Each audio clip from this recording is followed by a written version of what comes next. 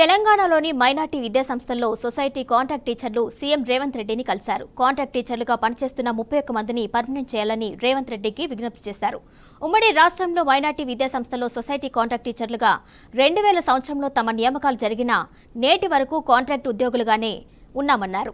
తమలాగే మిగతా రెసిడెన్షియల్ పాఠశాలలో నియామకమైన వారిని పర్మనెంట్ చేసినా మైనార్టీ విభాగంలో పనిచేస్తున్న వారిని మాత్రం పర్మనెంట్ చేయలేదని ఆవేదన వ్యక్తం చేశారు. గత 24 ఏళ్ల నుంచి పనిచేస్తున్న తమను రెగ్యులైజ్ చేయమని యూనియన్ నేతలు కోరారు. ఈ కార్యక్రమంలో యూనియన్ నేతలు షమీం, సల్మా, జమీల్, తన్వీర్లు పాల్గొన్నారు. సార్ పేరు షమీం సార్.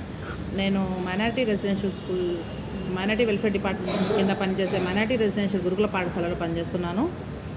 గత 24 సంవత్సరాలుగా పనిచేస్తున్నాం సార్.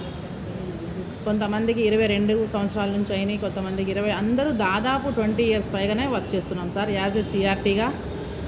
ఇది ఉమ్మడి ఆంధ్రప్రదేశ్ ఉన్నప్పుడు 2000 సంవత్సరంలో అపాయింట్ అయ్యాం సార్ మేము.